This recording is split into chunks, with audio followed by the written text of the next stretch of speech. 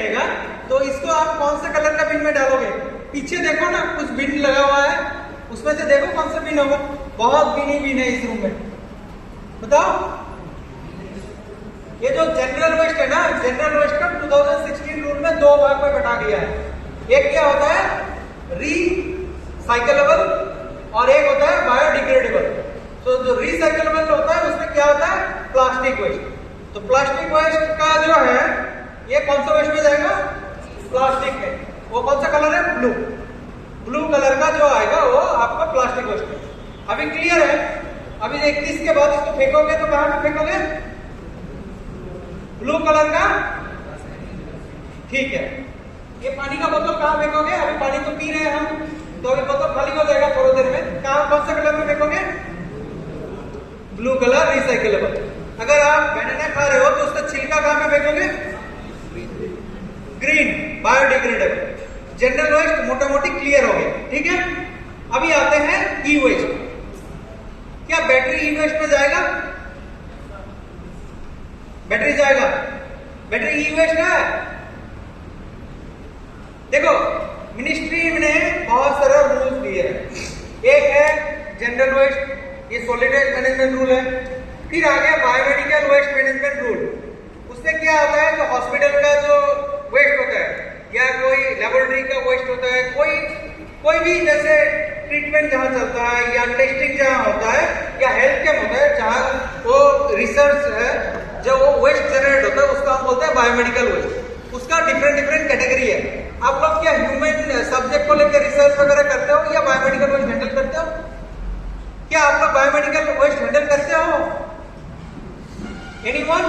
Is there any biomedical waste in your lab or something? Blood contaminated or something? No.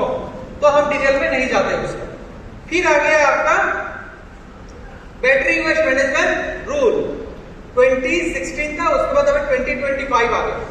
तो battery जो है, battery products है, ये कौन सा रूल में कवर्ड होता है? Battery waste management rule 2025। और ई वेस्ट का जो है ई वेस्ट मैनेजमेंट रूल 2016 था, अभी 2022 का चल रहा है, उसका लेटेस्ट अमेंडमेंट 25 में आया था। तो ये हो गया ई वेस्ट का। इसमें जितना भी इलेक्ट्रिकल एंड इलेक्ट्रॉनिक आइटम्स है वो सारा इसमें कवर हो जाएगा। फिर एक आता है radioactive waste management rule. जो रेडियो एक्टिव मटेरियल यूज होता है, जैसे हम लोग का न्यूक्लियर मेडिसिन में रेडियो एक्टिव आयोडीन है, आयोडीन 131, ये सब जो यूज होता है रेडियो एक्टिव मटेरियल, वो आएगा radioactive waste management rule, ठीक है। फिर आएगा आपका जैसे एक्सरे, सीटी स्कैन, इसका जो आता है मटेरियल्स, ये हम लोग का डायरेक्ट एईआरबी रूल में आता है, एटॉमिक एनर्जी रेगुलेटरी अथॉरिटी में आता है, ठीक है। क्या पीपीटी रखी है?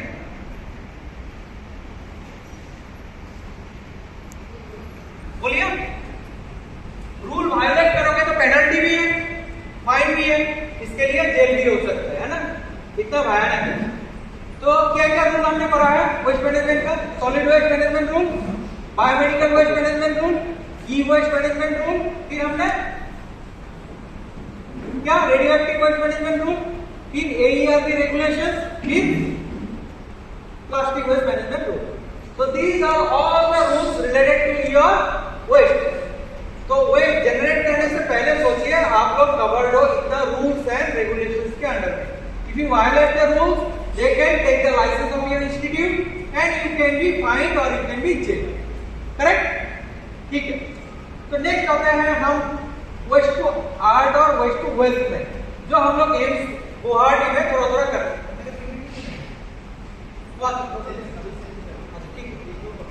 ठीक, आप लोग इधर क्या क्या किया है वेस्ट टू आर्ट इनिशिएटिव में या वेस्ट टू वेल्थ इनिशिएटिव में?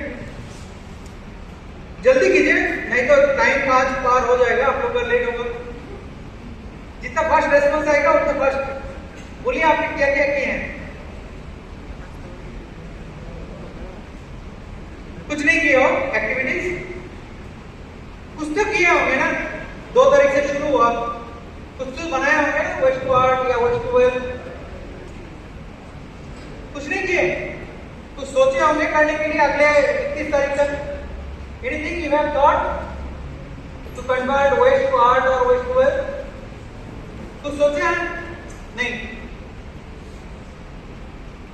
आप लोग नथिंग, कुछ नहीं किए, करना है कुछ, बहुत कुछ कर सकते हैं हम। दो तीन हम दिखाते हैं जो हमने किए हैं। एक मशीन है, ये मशीन का नाम क्या है? Organic waste converter. ये एम्स गुवाहाटी में है, 2 मशीन है। इसमें हम 200 केजी ऑर्गेनिक बायोडिग्रेडेबल वेस्ट, जैसे हम लोग का कैंटीन है ना, कैंटीन से हम लोग खूब इकट्ठा किए, फिर हम लोग वार्ड में जो है ना, जो पेशेंट खाना खा के रख देते हैं ना, ग्रीन कलर का जो बायोडिग्रेडेबल बिन है जनरल वेस्ट का, उससे कलेक्ट करके इसमें ये मशीन चलने के लिए मिनिमम उसको चाहिए मटेरियल 200 केजी। फिर उसमें हम सोडा मिलाते हैं और उसके बाद हम ऑर्गेनिक मटेरियल्स देते हैं, जिसको वो कन्वर्ट करके ट्रे में रख के वो क्या बनता है? Manures. So that manures is generated within 2 weeks and that can be used as fertilisers for plant. तो ये क्या हो गया? Waste to wealth. जितना भी बायोडिग्रेडेबल है वो हम कन्वर्ट कर सकते हैं इस मशीन के जरिए। लेकिन आपके पास इतना लैंड है, तो लैंड में आप क्या कर सकते हो इस मशीन के अलावा? यू कैन डू क्या? Vermi composting. वार्मी कंपोस्टिंग और कंपोस्टिंग में क्या डिफरेंस है बताइए? What is the difference between compost पीट एंड वार्मी कंपोस्ट? कोई आइडिया? आप लोग तो केमिकल इंजीनियर बनोगे 2 दिन बाद, है ना? वार्मी कंपोस्टिंग में हम कुछ क्या डालते हैं? कीड़ा डालते हैं। क्या है वो? आर्थोम, है ना, जो उसको जल्दी कन्वर्ट कर देते हैं मैन्यूर्स में, फर्टिलाइजर्स में। और नॉर्मल कंपोस्टिंग में हम कुछ नहीं डालते। ये देखिए, हमने लास्ट ईयर एक्टिविटीज किए थे स्वच्छता ही सेवा में। ये जो हम लोग का नर्सिंग स्टूडेंट्स है, they have created so many means वो जो वेस्ट है उससे वो बहुत कुछ जनरेट किए। और ये देखिए हम लोग केमिकल डिब्बे से बनाए हैं। एम्स गुवाहाटी में जाओगे तो एंट्री में आपको एक है टोबैको ड्रॉप बॉक्स मिलेगा ग्लास का। तो टोबैको ड्रॉप बॉक्स में जो पेशेंट है या उनके अटेंडेंट है, हम लोग का सिक्योरिटी गार्ड बोलते हैं कि आपके पास अगर कुछ तंबाकू प्रोडक्ट है तो उसमें डाल दो, नहीं तो हम फाइन करते हैं ना, 200 रुपया फाइन है ना। आप लोग को पता है COTPA act? What is COTPA act? देखो, हम एडमिनिस्ट्रेशन से हैं तो एक्ट रूल्स रेगुलेशन ज्यादा बनाएंगे। कोई भी एजुकेशनल इंस्टीट्यूट के आसपास टोबैको प्रोडक्ट बेचना नहीं है, पान करना भी निषेध है। इसमें खाली स्मोकिंग नहीं है, तो च्यूइंग वाला कॉपी होता है, मैडम को पता होगा, और वो मैंडेटरी है कि आपको बोर्ड भी देना है, और वो कोटपा एक्ट में दिया भी हुआ है कि कितना बाई कितना साइज का बोर्ड होना है। तो उस हिसाब से हमने टोबैको प्रोडक्ट ये कलेक्शन करना शुरू किया, तो हम लोग के पास उसका डिब्बा भी आ गया। तो ये देखिए, ये डिब्बा से हमने ये बना दिए। ये है रेड कलर का जो है ना, ये टोबैको ड्रॉप बॉक्स है, ठीक है। वो जो ग्रीन और टोबैको, ये जो व्हाइट कलर है, हमने व्हाइट कलर कैसे किया वो बोर्ड को? वो चूना होता है ना डिब्बा के एक साइड में, वो चूना इकट्ठा करके हमने उसमें चूना से पेंट कर दिया, ठीक है। और जो बोर्ड है ना, वो बोर्ड में हम लोग एम्स में नए नए मशीन खरीदते हैं, पैकिंग करके जो आते हैं वही बोर्ड से हमने बनाया। ये पूरा वेस्ट टू, ये तो आर्ट नहीं, उससे भी ज्यादा हो गया। ये एक अवेयरनेस कैंपेन हो गया। ये जो गोला है ना, ये कैंसर है, इससे हम दिखाते हैं no tobacco, tobacco causes lung carcinoma, ठीक है ना। तो ये रैक देख रहे हो, ये भी हमने बनाया है। जो हम लोग का मशीन इक्विपमेंट आते हैं ना बॉक्सेस में, उसको हमने ये रैक बनाया, ठीक है। ये देखो, ये डंप किया हुआ था, उसमें से हमने डेली वेजेस में लिए हैं, मिनिमम वेजेस में लेबर, उससे हमने ये बना लिया। तो ऐसे हमने लगभग टोटल 8 जैसे रैक होगा जो हमने ओटी आईसीयू के सामने रखे हैं। एम्स गुवाहाटी का जैसे एनेस्थीसिया आईसीयू के सामने जाओगे 2 मिल जाएगा, इवन मेरे रूम में भी 2 है, और ओटी के सामने भी 2 है। और अभी हमने डिमांड दिया कितना पता है? 78 रैक्स का डिमांड दिया है, और ये फाइल चल रहा है, और विद इन कुछ महीना में ये हम लोग 78 ऐसे टाइप का रैक बनाएंगे, खाली वेस्ट प्रोडक्ट से। तो इसको बोलते हैं हम वेस्ट टू आर्ट और वेस्ट टू वेल्थ, ठीक है। तो अभी थोड़ा बहुत मशीनरी एंड इक्विपमेंट के बारे में ही जान लेते हैं, क्योंकि आप लोग इंजीनियर बनने वाले हो, है ना। आप लोग क्या क्या मशीन हैंडल करते हो लैब में? इधर कोई भी एक नाम बोल दीजिए, एनी मशीन। 5 मिनट लेंगे हम और खत्म हो जाएगा लेक्चर। जल्दी बताओ, कोई भी मशीन लैब में जो आप यूज करते हो, आप बताओ। एनी मशीन खराब बताओ सब करके। आओ इधर इसी को बुलाएंगे।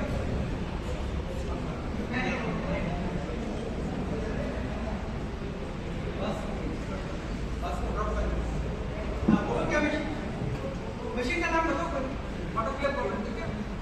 Automatic machine. ऑटोमेटिक मशीन क्या क्या करते हो, काम क्या करते हो? वहाँ पे प्रोडक्ट बनाते हैं। हाँ? प्रोडक्ट बनाते हैं। क्या बनाते हैं? प्रोडक्ट प्रोडक्ट बनाते हैं। ठीक है, उसमें कुछ रीडिंग भी आता है, मेजर करते हैं, इसी से मेजरिंग, उसमें टेम्परेचर दिखाता है। हाँ, यस। ठीक है, थैंक यू। तो आप ऑटोमेटिक मशीन यूज करते हो प्रोडक्ट बनाने के लिए, ठीक है। ये मशीन का कुछ कुछ चीज है आपको जानना है, ठीक है। जब आप कोई भी मशीन खरीदते हो उसका कुछ स्पेसिफिकेशन हम लोग को फॉलो करना पड़ता है, ठीक है।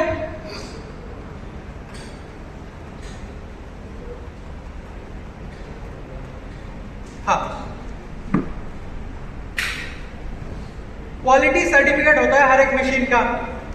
तो क्या क्या क्वालिटी सर्टिफिकेट होता है? इंडिया में होता है BIS स्टैंडर्ड। क्या होता है? Bureau of Indian standards. कोई भी मशीन हम लोग खरीदोगे तो हम लोग को ब्यूरो ऑफ इंडियन स्टैंडर्ड्स मिल जाएगा उस मशीन का, उसको कंप्लाई करके ही खरीदना है। पहले हम लोग बहुत करते थे यूरोपियन स्टैंडर्ड ये सब, लेकिन आजकल मेक इन इंडिया में हम लोग इंडियन स्टैंडर्ड ज्यादा देखते हैं। फिर हम लोग देखते हैं ISO। ISO का क्या फुल फॉर्म है? इंटरनेशनल ऑर्गेनाइजेशन फॉर स्टैंडर्डाइजेशन, है ना। फुल फॉर्म और एब्रिविएशन मिलता नहीं है, उल्टा पुल्टा है ना।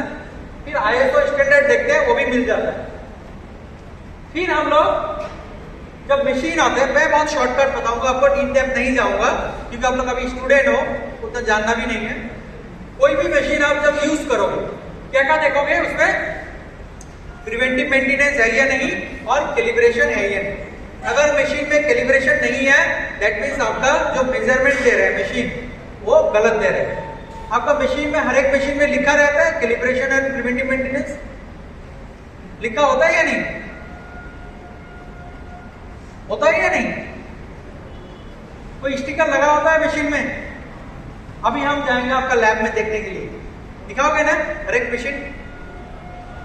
तो कोई भी मशीन है जो मेजरमेंट देते हैं, टेम्परेचर हो, कुछ भी हो, उस मशीन का, जैसे आपका BP मशीन हो जो ब्लड प्रेशर चेक करता है, या आपका कोई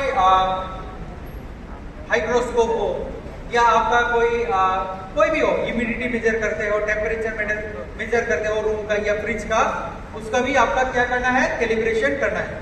कोई भी मशीन यूज करोगे तो कैलिब्रेशन करना है, तभी आपका मेजरमेंट देगा और प्रिवेंटिव मेंटेनेंस ठीक से करना है।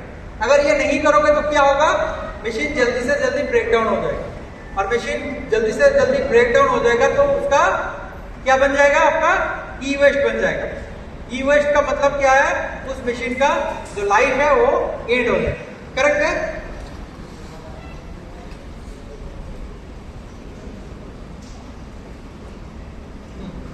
ये प्रोग्राम जाता है आप लोग इधर में, मटेरियल विजिलेंस प्रोग्राम है मशीन का। हाँ, हर एक मशीन का अगर कुछ एडवांसमेंट होते हैं related to the medical devices और कोई भी मशीनरी का, तो उसका एक, जैसे मेनली मेडिकल डिवाइसेस का, हम लोग के मेडिकल डिवाइसेस का रेगुलेटरी अथॉरिटी है CDSCO। तो CDSCO के अंडर में एक प्रोग्राम चलता है जिसको हम बोलते हैं material vigilance programme of India. कोई भी मशीन से आपको कोई भी हार्म हो गया या मशीन से कोई भी क्षति हो गया तो आप उसको रिपोर्ट कर सकते हो, कहां पे? Material vigilance programme of India में, ठीक है। तो फिर आप लोग जब लैब में जाते हो तो आप लोग को कॉम्पिटेंसी ट्रेनिंग दिया जाता है या नहीं? कोई भी मशीन टच करने से पहले फर्स्ट एंड फॉरमोस्ट है, आप अकेले जाके नहीं टच करना है। पहले आपको ट्रेनिंग दिया जाएगा कि मशीन कैसे फंक्शन करता है और आपको इसको कैसे चलाना है। उसी के बाद ही आपको मशीन हैंडल करना है, नहीं तो मशीन खराब हो जाएगी और आपको भी हार्म होने का रिस्क रहेगा। फिर इमरजेंसी प्रोसीडियर, उस मशीन का कुछ ब्रेकडाउन होता है तो जानना है। फिर आपका ट्रबल शूटिंग, आप लोग फ्रीज यूज करते हो इधर फ्रिज में सामान रखते हो लैब में? नहीं है फ्रिज, फ्रिज नहीं है, रिएजेंट वगैरह कुछ घर में फ्रिज है? कितने का घर में फ्रिज है? हाथ उठाइए। आप लोगों का घर में फ्रिज नहीं है? अच्छा, तो कितने लोग आपने फ्रिज में डिफ्रोस्टिंग किए हो? डिफ्रोस्टिंग किया जाता है फ्रिज में, उसका प्रिवेंटिव मेंटेनेंस एस्पेक्ट से। तो ये यूजुअली एवरी वीक करने के लिए हम लोग बोलते हैं लैब में। तो कितने लोग डिफ्रोस्टिंग किए हो फ्रिज का? एनीवन? किसी को पता भी है कि डिफ्रोस्टिंग भी होता है फ्रिज में? Are you aware? नहीं किए हो। ऐसा ही है, बहुत मशीन का बहुत पर्टिकुलर एस्पेक्ट्स होता है जो प्रिवेंट करते हैं उसका डैमेजेस को और आपका हार्म को, वो आपको बेसिकली जानना है। तो इसके लिए हर एक मशीन के साथ एक यूजर मैनुअल होता है जो जब इंस्टॉल करेगा आपको सिखा के जाएगा as per the user manual. ठीक है, फिर मशीन का ऑडिट एंड कैलिब्रेशन आप लोग का होता होगा ma'am. Machine calibration third party licence. ठीक, फिर इक्विपमेंट का लॉग बुक एंड हिस्ट्री